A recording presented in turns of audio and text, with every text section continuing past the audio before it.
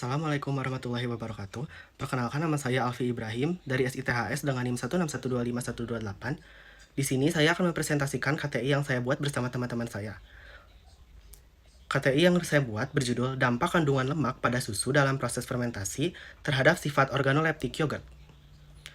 Lalu ada latar belakang dari KTI ini, yaitu yogurt merupakan salah satu produk hasil fermentasi susu yang dihasilkan melalui aktivitas mikroorganisme, khususnya bakteri asam laktat, seperti Lactobacillus bulgaricus dan Streptococcus thermophilus. Kualitas yogurt sangat dipengaruhi oleh komposisi bahan baku, terutama kandungan lemak pada susu.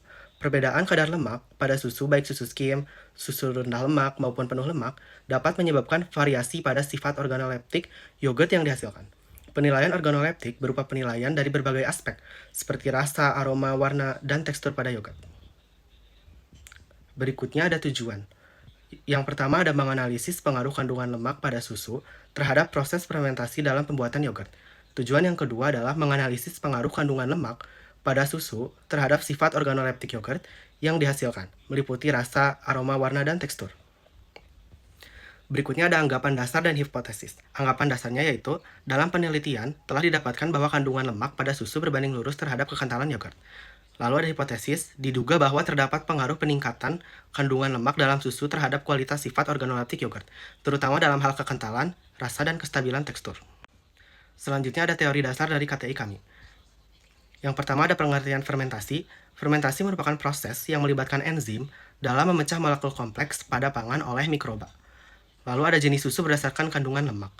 Yang pertama ada susu full cream, dikenal juga sebagai susu murni, yaitu susu yang masih mengandung semua lemak alami. Susu full cream mengandung sekitar 3,5% hingga 4% lemak. Berikutnya ada susu rendah lemak, yaitu susu yang melewati proses pengurangan kandungan lemak.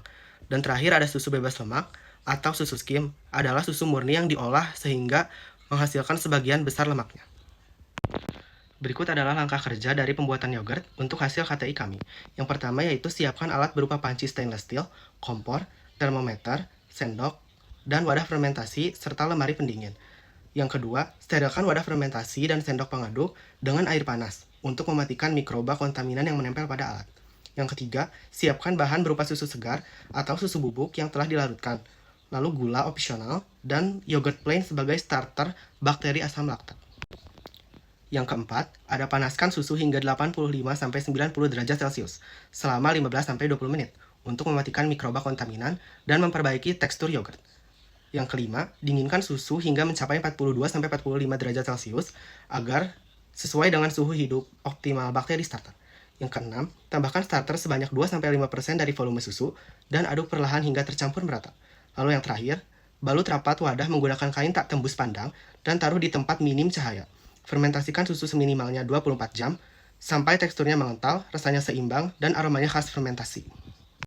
Berikut hasil responden dari yogurt yang kami buat. Yang pertama, penelitian berdasarkan rasa. Berdasarkan hasil responden, yogurt fat mendapatkan respon yang paling beragam. Dengan jumlah responden menganggap yogurt fat memiliki rasa asam dan manis yang sama. Sementara, mayoritas responden setuju bahwa yogurt non-fat dan low-fat memiliki rasa yang lebih asam. Berikutnya ada penelitian terhadap teksturnya. Berdasarkan hasil responden, mayoritas penilaian terhadap yogurt non-fat menunjukkan bahwa produk ini memiliki konsistensi yang cenderung cair. Yogurt fat memiliki tekstur sedikit lebih kental dibandingkan yogurt non-fat, namun tetap berada dalam kategori konsistensi cair. Sementara itu, yogurt low-fat merupakan yang paling kental di antara ketiganya. Berdasarkan hasil responden, terkait kuat atau tidaknya aroma yogurt, didapatkan bahwa mayoritas dari responden setuju bahwa yogurt non-fat memiliki bau yang paling menyengat, sedangkan yogurt fat memiliki bau yang paling halus. Lalu, indikator yang digunakan untuk penilaian yang terakhir adalah warna. Namun, dalam percobaan kami kali ini, yogurt tersebut memiliki warna yang cenderung sama, yaitu warna putih. Perbedaan kandungan lemak dalam susu pada percobaan ini tidak teramati pada aspek warna. Kekeliruan ini dapat terjadi karena keterbatasan alat yang digunakan untuk menentukan sifat fisik, yaitu warna dari yogurt. Kesimpulan dari karya tulis ilmiah ini adalah, perbedaan kadar lemak pada susu tidak memberikan pengaruh signifikan terhadap keberlangsungan proses fermentasi. Hasil fermentasi lebih banyak dipengaruhi oleh faktor proses, terutama pengendalian waktu dan suhu pemanasan sebelum inkubasi. Lalu, kandungan lemak susu tidak menunjukkan pengaruh yang konsisten terhadap proses fermentasi yogurt. Secara organoleptik, yogurt non-fat dan low-fat dinilai lebih asam, dengan aroma lebih menyengat dibandingkan yogurt full-fat, yang beraroma lebih halus. Dari segi tekstur, yogurt low-fat dinilai paling kental, sedangkan yogurt non-fat dan full-fat cenderung lebih cair. Secara keseluruhan, variasi kandungan lemak tidak memberi pengaruh signifikan terhadap fermentasi dan sifat organoleptik, dengan penyimpangan teori dipengaruhi oleh kendala teknis selama proses pembuatan. Adapun saran dari KTI ini adalah proses pemanasan susu perlu dilakukan dengan durasi dan suhu yang konsisten agar fermentasi berlangsung optimal dan hasil lebih sesuai teori. Yang kedua, hasil. Penelitian selanjutnya perlu memastikan seluruh variabel seperti wadah, volume, dan suhu inkubasi terkontrol dengan baik untuk menghindari bias hasil.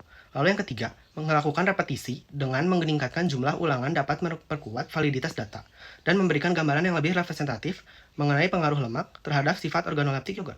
Dan yang terakhir, pengamatan warna dan tekstur akan lebih akurat apabila menggunakan alat ukur khusus, seperti kolorimeter dan viscometer, sehingga variasi kecil dapat terdeteksi. Baik, saya ucapkan terima kasih untuk keberlangsungan presentasi kali ini. Saya mohon maaf apabila ada kekurangan. Presentasinya saya tutup. Terima kasih. Wassalamualaikum warahmatullahi wabarakatuh.